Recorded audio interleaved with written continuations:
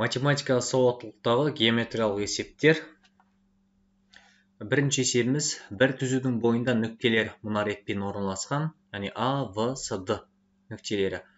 А-сы кесіндісі 10 метр, В-ды кесіндісі 15 метр, А-ды кесіндісі 22 метр дейді. В-сы кесіндісінің ұзындығын табыңыз. Бізде ең ұзын кесінді А-ды кесіндісі екен. Енді А-ды кесіндісін салайық жалпы. А-ды кесіндісі екеуінің ара қашықтығы 22 метр екен. Енді бізге айтады, осының ішінде А-сы кесіндісі бар екен. А нүктесі бар, содан 10 метр қашықта С нүктесі бар екен.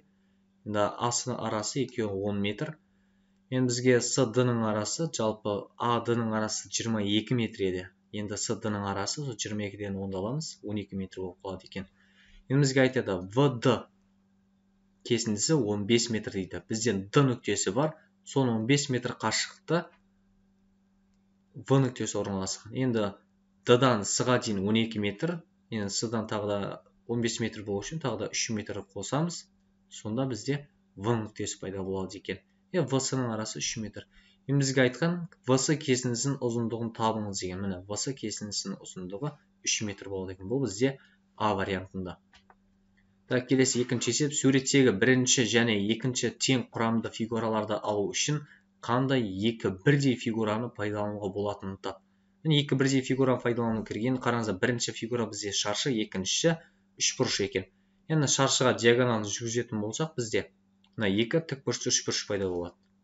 Сонда екі тікбұрышты үшбұрыштан бір шаршыны құруға болады екен.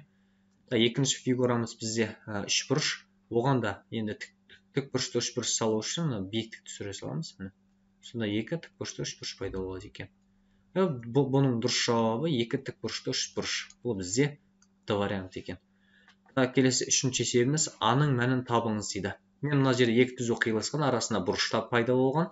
Енді бұрыштар қарама-қарсы бұрыштар, яғни вертикал бұрыштар дейді. Ол вертикал бұрыштар әрқашан бір-біріне тең болады. Енді қараңыздар, бізде үстіңгі бірінші бұрыш, екінші бұрыш, үшінші және төртінші бұрыш екен. Енді бірінші бұрыш пен үшінші бұрыш бір-біріне тең болу керек. Яғни 105 градус тең болады 3А минус 15 градусқа.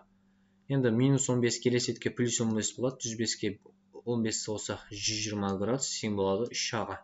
А-ның мәнін табатын болса 120-ны 3-ке бөлеміз, яғни 40 градус шығады екен. А-ның мәні 40 градус. Бұл бізде С варианты. Келесі төртінші есеп, сурет бойынша белгісізді табыңыз дейді. Бізде 5х минус 3 тең 42 деген теңдеу берілген суретте. Білетін шығарса, жалпы жазыңқы бұрыш 180 градусқа тең. Енді соны екі бөлікке бөлінген, соның бір бөлігі 8х деп жатыр. Бұл жерде градус мәнін табу үшін х мәнін табуымыз керек. Ол х-ны теңдеуден табамыз, яғни 5х минус 3 тең болады 42-ге. Осы жерден 5х тең болады, минус 3 плюс 3 көбейтіп 45 болады. Х табатын болсақ 9-ға тең болады екен. Енді х мәні 9-ға тең болады, 8-ге 9-ды көбейтсек, біз мына жерде 8-ге 9-ды көбейтеміз. Сонда 72 градусқа тең болады екен. Мына бөлігі 72 болатын болса, келесі бөлігі біз энергия мәнін жазып қойып 108 градусқа тең болады екен. Дәл осылай келесі теңдеуді шешеміз, яғни 5 қосамыз 3х тең 26 деген, 3х тең 26-тан 5 азайтамыз, яғни 21-ге тең болады. Х табатын болса, х 7-ге тең болады екен. Енді 15-ке 7-ні көбейтеміз. Біз 15-ке 7-ні көбейтсек 105 градус екен. Сұрақ белгісінің орнында бізде градус табу үшін жалпы 180 градустан 105 градус азайтып бастаймыз. Сонда екінші бөліктің градусы шығады, ол 75 градусқа тең екен. Бұл бізде В варианты. Келесі 5-ші есеп, АБС тең бүйірлі үшбұрыш дейді. Тең бүйір деген сонда екі бүйірі бір-біріне тең деген сөз. А-сы табаны, С-ды бисектрисі. Бисектриса дегеніміз бұрышты теңді екі бөлікке бөлетін кесіндіні айтамыз. Қарасаңыздар, Д нүктесі, С нүктесі, С-ды кесіндісі жүргізген, сонда бұрыш жалпы С бұрышы теңді екі бөлікке бөлінді. Градустағы өлшем бірлігі тең. Және де бізде АДС бұрышы дейді. Бұрыш АДС бұрышы бізде 150 градус дейді. Ортасында нүкте бізде Д нүктесі, демек Д бұрышы бізде 150 градус дейді. Болса, В бұрышын табыңыз дейді. Бұл жерде варианттар арқылы жұмыс жасаса да болады. Сіздерге мынандай нәрсе айтып кетейін, жаңа егер екі үшбұрыштың, яғни тең бүйірлі үшбұрыш болатын болса, табандағы бұрыштары да өзара тең болады. Яғни А бұрышы мен С бұрышы әрқашан өз бір-біріне тең болады екен. Вариант арқылы жұмыс жасайық. Мысалы, А вариантын пайдаланайықшы мына жерде. В бұрышы 100 градус дейік. Енді қараңыздар, бізде АВ кесіндісі бар. АВ кесіндісі. Сол жерде бізде Д нүктесі бар еді. Сол Д нүктесі жалпы АВ кесіндісін тең екі бөлікке бөліп тұр. Соның астындағы бөлігін өлшем бірлігі, градус өлшем бірлігі 150 градус. Бұл жазыңқы бұрыш қой жалпы. Демек үстіңгі бөлігі бізге жазыңқы бұрыш әрқашан 180 градусқа тең, демек үстіңгі бөлігі 30 градус болады екен. Мынандай теорияны білетін болсаңыздар, кез келген үш бұрыштың ішкі бұрыштарының қосындысы 180 градусқа тең болады. Енді Д бұрышы 30 градус, үстіңгі үш бұрышты қарастырып жатырық. В бұрышы 100 градус. Демек 180 градус болу үшін С бұрышы бізге қаншаға тең болады екен? С бұрышы 100-ге 30 қоссам 130, С бұрышы 180 болу үшін 50-ге тең болады. Демек оның астыңғы бөлігі де 50 градус деген сөз. Енді 50-ге 50-ді қоссақ 100 шығады, демек А бұрышы 100 градусқа тең деген сөз. Енді қараңыздар, АДС деген үш бұрыштың ішкі бұрыштарының қосындысы 180-нен асып кетті. Демек В бұрышы 100 градус бола алмайды екен. Ендеше келесі варианттар пайдаланып көрейік. Сіздерге 140-ты пайдаланып көрейік, С вариантын. Бізде айтады, В бұрышы 140 градусқа тең деп алайын. Д бұрышы бізде 150 градус еді, үстіңгі бөлігі 30 градус еді бізде. Енді бізде А бұрышы мен С бұрышы өзара тең еді, себебі тең берілуші бұрыштар бұлар. Енді қараңыздар, В бұрышы 140, Д бұрышы 30, С бұрышы 140-қа 30-ды қоссам 170, демек С бұрышының үстіңгі бөлігі бізде 10-ға тең болады. Үшеуін қоссақ 180 градусқа тең болады. Демек астыңғы бөлігі де 10 градус. Бисектриса еді ғой, теңді екі бөлікке бөліп тұр. Сонда С бұрышы жалпы 20 градусқа тең екен. Онда А бұрышы да 20 градусқа тең болады. Себебі бұлар тең берілуші бұрыш болғандықтан. Енді бізде пайда болған АДС екінші үш бұрыштың ішкі бұрыштарының қосындысы 180 градусқа тең болу керек. 20-ға 150-ді қоссам 170, 10-ды қоссам 180. Демек В бұрышы 140 градус бола алады екен. Дұрыс вариант С варианты. Келесі 6-шы есеп. Екі фабриканың ара қашықтығы 8 метр дейді. Байқап тұрғандарыңыздай. Екі фабриканың төбесінен материалдарды тасымалдауға арналған көлбеу құрылғы орнатылған. Төбесінен көлбеу құрылғы орнатылыпты, оның жалпы ара қашықтығы 10 метр екен. Егер бір фабриканың биіктігі 6 метр болса, кіші фабриканың биіктігі 6 метр болса, екінші фабриканың биіктігін табыңыз дейді. Үлкен фабриканың биіктігін анықтауымыз керек. Енді қараңыздар, кіші фабриканың төбесінен үлкен фабрикаға жалпы биіктік ара қашықтық жүргіземін. Бұл ара қашықтық бұл да 8 метрге тең ғой, себебі табандағы ара қашықтық 8 метр еді. Және де қараңыздар, үлкен фабриканың жалпы биіктігі екі бөлікке бөлінді. Соның астыңғы бөлігі кіші фабриканың биіктігімен бірдей болып тұр. Демек астыңғы бөлігі 6 метр деген сөз. Енді біз үстіңгі бөлігін тапсақ, сөйтіп жалпы биіктік табу үшін екеуін қосады екенбіз. Енді қарап тұрсаңыздар, бізде тік бұрышты үш бұрыш пайда болды. Жалпы гипотенуза 10 метр, қалған бір катеті 8, екінші катетін анықтауымыз керек қанша екен. Екі катетін квадраттап қоссақ, гипотенузаның квадратына тең болады екен. Немесе 10-ның квадратынан 8-дің квадратына азайтамыз. Сонда 10-ның квадраты 100, 8-дің квадраты 64. Екеуін азайтын болсақ 36 шығады. 36 дегеніміз бұл 6-ның квадраты. Демек, екінші катеті 6-ға тең болады екен. 6, 8, 10 деген Пифагор үштігі бар ғой бізде. 3, 4, 5 деген білетін шығарсыздар. 3-дің квадраты 9, 4-дің квадраты 16. Екеуін қоссақ, яғни 5-дің квадраты шығады. Осылардың барлығын 2-ге бөлсек 6, 8, 10 деген Пифагор үштігі шығады екен.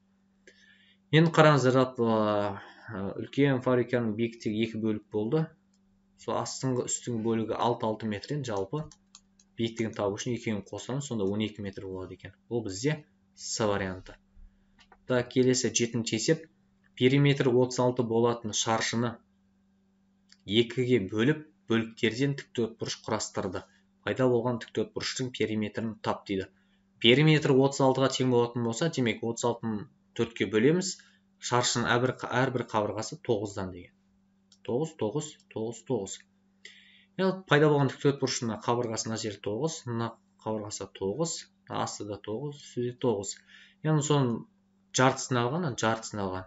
Демек бір қабырғасы 9, 2-ге бөлінген 4,5, 4,5-нан.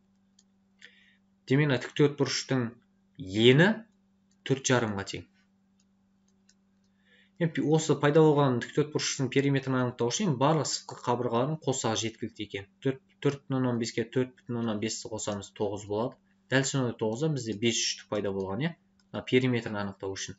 9-ды 5-ке өтсек, жалпы 45 см шығады екен. Бұл бізде жалпы С варианты. Келесі 8-ші есеп. Нұржан өлшемдері 80 метр, 60 метр болатын тіктөртбұрышты алаңның жиегімен толық 10 айналым жасап жүгірді. Нұржанның қанша қашықты жүгіргенін тап дейді. Жалпы бізде мынандай алаң екен, ені 60 метр, ұзындықтары 80 метр, 80 метр. 10 айналым жасады. Енді біз бір айналым жасағанын тауып алуымыз керек. Бірінші Нұржанның бір айналым қаншасы. Ол үшін пайда болған тіктөртбұрыштың периметрін тауымыз керек. 60-ға 60 қосамыз 120, 80-ге 80-ді қосамыз 160, 120-160 қоса жалпы 280 метр жүгіреді екен. Бір айналымда 280 метр. Дәл осындай бізде 10 айналым жасаған, демек 280-ді 10-ға көбейтеміз, сонда 2800 метр жүгіреді екен. Бұл бізде В варианты. Келесі 9-ші есеп. Төмендегі суретте номері 1-ші, 2-ші, 3-ші. Көріп тұрғандарыңыздай шаршылары берілген дейді. Бірінші шаршының қабырғасы 3 см. Демек, әрбір қабырғасы 3 см. Шаршы дегеніміз барлық қабырғасы тең екенін білетін шаршылар. Ал номері 2-ші шаршының қабырғасы 5 см дейді. 2-ші шаршының қабырғасы 5 см. 5, мына бөлігі 5. Енді мына бөлігі бізде 1-ші шаршының қабырғасы болып тұр. Қалғаны 2-ші шаршыныкі. Бұл демек мына жер 2-ге тең. Осы 3 шаршыдан пайда болған фигураның периметрін тап дейді. Номер 3-ші шаршының қабырғасын анықтап алайық. 1-ші шаршының қабырғасы мен 2-ші шаршының қабырғасын қоссақ, 3-ші шаршының қабырғасы шығады екен. 5-ке 3 қосса 8. Демек, 3-ші шаршының әрбір қабырғасы 8-ге тең. Енді бұл пайда болған фигураның периметрін анықтау үшін барлық сыртқы қабырғалардың қоса жеткілікті екен. Бізде 8-ден 3, сонда 8-ді 3-ге өтеміз, 24 см болады. Бұған қосамыз. Номер 1-ші шаршының сыртқы қабырғасы 2, 3-тен 2. Демек, бұл 3-те 2 өтек 6. Бұған қосамыз. Кішкентай бөлік 2-ші шаршыдағы бөлік бізге 2-ге тең. Бұған қосамыз 5-тен бізде 2. Бұл 10-ға тең болады екен. Енді 24-ке 6-ны қоссақ 30, 30-ға 2-ні қоссақ 32, онда қоссақ 42 см болады екен. Пайда болған фигураның периметр 42 см. Бұл бізде В варианты. Келесі 10-ші есеп. Төртбұрыштың ұзындығы А, ені В см. Мұндағы А дегеніміз 2,8-ден үлкен, 5-тен кіші, ал В дегеніміз 3-тен үлкен, 6-тан кіші дейді. Тіктөртбұрыштың периметрін бағалаңыз дейді. Тіктөртбұрыштың периметрінің формуласы қандай еді? Яғни екі қабырғасын бір-біріне қосып 2-ге көбейтсем, жалпы тіктөртбұрыштың периметрінің формуласы шығады. Енді ол үшін біз қараңыздар, мына жерде пайдаланып бізге берілген қос теңсіздікті бір-біріне қосамыз. Себебі А қосылған біз бірінші А қосылған В-ны анықтап алуымыз керек. 2,8 кіші А-дан А кіші 5-тен. Сояқта 3 кіші В-дан В кіші 6-тан. Енді периметр анықтау үшін екеуін қосамыз. 2,8-ге 3-ті қоссақ 5,8 кіші болады екен. А-ға қосамыз В-ны кіші болады екен. 5-ке 6-ны қоссақ 11. Енді периметр формуласы бойынша енді барлығын 2-ге көбейтеді екенбіз. Яғни 5,8 2-ге көбейтетін болсақ, барлығы 2-ге көбейтеміз. 11,6 болады екен. А қосылған В өрнегі 2-ге көбейтетін болсақ, 2 көбейтілген А қосылған В өрнегі шығады. Бұл бізге периметрге тең болады. Кіші болады, 11-ді 2-ге көбейтетін болсақ, ол 22-ге тең болады екен. Демек, мынау тіктөртбұрыштың периметрі біз 11,6-тан үлкен, 22-ден кіші екен. Бұл бізде А варианты. Келесі 11-ші есеп. Шаршының боялған бөлігінің периметрін тап дейді. Шаршы 2 бөлікке бөлініп тұрған көріп тұрған шаршылар жаңа жүргізіпті. Осы үстіндегі тікбұрышты 3 бұрыш пайда болған. Осының периметрін табу үшін жалпы 3 қабырғасын қосуға жеткілікті екен. Мына жаққа сызып көрсетейін сіздерге. Бір қабырғасы 10-ға тең. Шаршы болғандықтан екі қабырғасы, мына қабырғасы, мына қабырғасы, әрбір қабырғасы 10-ға тең ғой. Шаршы болғандықтан бір-біріне тең болады. Сен мына катетия, тікбұрышты 3 бұрыш деп қарастыратын болсақ, мына катетия 10-ға тең болады екен. Енді қараңыздар. Жалпы геометрия нәрсе бар бізде. Егер тікбұрышты 3 бұрыштың екі қабырғасы, катеттері тең болатын болса, онда олардың бұрыштары да өзара тең. Ал тік бұрышты үшбұрыш болғандықтан 90 градус болады, ал қалған бұрыштары 45 градус болады екен. Мынандай теория бар. Жалпы гипотенузаны анықтау үшін екі катеттерді квадратта бір-біріне қоссақ жеткілікті. Немесе жалпы бір катетін түбірасы 2-ге көбейте саламыз. Сонда гипотенуза шығады. 10-ға көбейтеміз түбірасы 2-ні, яғни 10 түбірасы 2-ге тең болады екен. Болмаса Пифагор теоремасымен шашсаңыздар да болады. Енді периметрін анықтау үшін жалпы үш қабырғасын бір-біріне қосамыз. 10-ға 10-ды қосам 20-ға тең болады. Оған қосамын 10 түбірасындағы 2-ні. Жалпы сантиметрден өлшем бірлікті жақшан сыртына шығарып қойсапты. Бұл бізде 20 қосылған 10 түбірасы 2 деген Д вариант екен. Так, келесі 12-ші есеп. Үйдің бөлмелері суреттегідей бөлінген дейді. Үйдің ішкі қабырғаларының ені, ішіндегі қабырғаларының ені 20 сантиметр дейді. В бөлмесі шаршы тәріздес. В бөлмесі шаршы тәріздес. С бөлмесінің ауданын тап дейді. С бөлмесінің ауданын табу үшін жалпы ені мен ұзындығын анықтауым керек. Енді қараңыздар, В бөлмесінің жалпы қабырғалары 4 сантиметрден екен. Бұл метрге айналдырсақ 100-ге бөле саламыз, яғни 4 метрден. Әр қабырғасы 4 метр, 4 метр, 4 метрден. Ал А қабырғасының ені дейді 640 сантиметр. Жалпы оны 640-ті метрге айналдыратын болсақ, жалпы 6,4 метр дейді. Мына бөлігі де 6,4, бірақ бұл енін біз екі бөлікке бөлгені, астыңғы бөлігі В бөлмесінің қабырғасымен сәйкес келіп тұр, үстіңгі бөлігі С бөлмесінің қабырғасымен. Астыңғы бөлігі 4 метр болса, 6,4-тен 4 азайтам, С бөлмесінің қабырғасы шығады, 2,4. Енді біз ені мен ұзындықты анықтадық. Бірақ та бізде ана жақта үйдің ішкі қабырғасының ені 20 сантиметр деп, оны бекерден бекер бермеген. Енді 20 сантиметр метрге айналдырсақ, яғни 20-ны 100-ге бөлеміз, 0,2 метрге тең болады. Енді мынау 2,4-тен 0,2-ні азайтам. Қабырға қалыңдығын азайтпасам, сонда 2,2-ге тең болады екен. Дәл сол сияқты 4 метрден 0,2-ні азайтам, 3,8-ге тең болады екен. Демек, С бөлмесінің ішкі қабырғаларының ұзындығы ені 2,2, ұзындығы 3,8 екен. Бұның ауданын табу үшін 2,2-ге 3,8-ге көбейтем. Сонда 2-ге 3 бізге 6-ға тең болады. 2-де 8 бізде 16, 36, сонда 8,36 метр квадрат шығады екен. Бұл бізде жалпы С вариант екен. Келесі 13-ші есеп. Боялған фигураның ауданының 5-тен 1 бөлігін тап. Мұндағы бір шаршының ауданы 5 см квадрат дейді. Бір шаршының ауданы 5 см. Бізде қанша шаршы бар екен, соны санап алайық. 1, 2, 3, 4, 5, 6, 7. Осындай 7 шаршыдан бізге 4 қатар, 4 қатар толыпты. 7-ні 4-ке өтеміз 28, ортасына 2 шаршыны қосам, жалпы 30 шаршы бар екен. Бір шаршының ауданы 5 см квадрат. Демек, 30 шаршының ауданы табу үшін жалпы 5 см квадратқа көбейтеміз. Соның біз 5-тен 1 бөлігін табу үшін, яғни 5-тен 1-ге көбейте салады екенбіз. 5-тен 5 қысқарады, 30-ға 1-ге өтсек, 30 шығады екен. 30 деген вариант бұл бізде А вариантында. Келесі 14-ші есеп. Фигураның қандай бөлігі боялғанын тап дейді. Қара түсі, көк түсі көріп тұрған шығарсыздар. Бөлінбеген бөліктерді біз бөліп аласақ жалпы. Сонда барлық бөліктер бір-біріне тең болады ғой. Сонда барлық бөлік деп қарастырсақ. Жалпы бізде 1, 2, 3, 4, 5, 6, 7, 8 бөлік бар екен. Әрқайсысы 2 бөлікке бөлінген, жалпы 16 бөлік бар екен. Сол 16 бөліктің қара түспен боялғандары бізде 1, 2, 3, 4, 5, 6. 6-ға қара түспен боялыпты. Екеуін де 2-ге қысқартам. 16-ны 2-ге бөлем 8, 6-ны 2-ге бөлем 3. Сонда 8-ден 3 бөлігі боялған екен. Бұл бізде А вариантында. Келесі 15-ші есеп. Суреттегі стрелка түріндегі симметриялық фигураның 4 төбелерінің бірі берілген шаршының центріне орналасқан болса, 4 төбелерінің бірі шаршының центрінде орналасып тұр. Тегін біздің фигурамыз шаршы екен. Соның ішіндегі бөлік симметриялық фигура шаршының центрінде орналасып тұр, төбесі. Онда оның ауданын тап дейді. Мұндағы шаршының ауданы 78 см квадрат. Біз білеміз, шаршының ауданы 78 см квадрат болса, онда шаршының формасы бар, S тең А квадрат. Осы арқылы жалпы шаршының қабырғасын анықтап алуға болады. Сол арқылы шығарып жалпы қабырғасын анықтап, әрбір үшбұрыштардың аудандарын тауып, мына жалпы шаршының ауданын алып тастайтын болсам, мына боялған бөліктің ауданы қалады.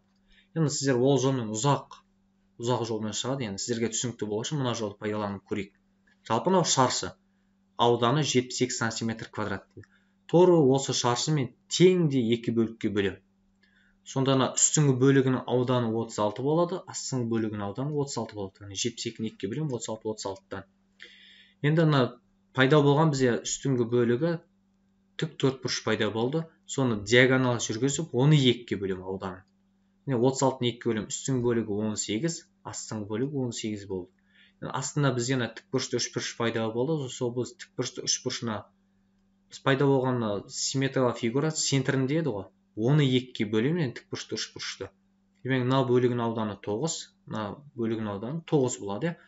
Енді көк түсті боялған симметриялық фигураның үстіңгі бөлігі 9 болса, демек астыңғы бөлігі ауданы 9 деген сөз. Енді 9-ға 9-ды қосатын болсақ, бізде жалпы пайда болған симметриялық фигураның ауданы шығады. Жалпы 18 сантиметр квадрат екен. Бұл бізде Д вариантында.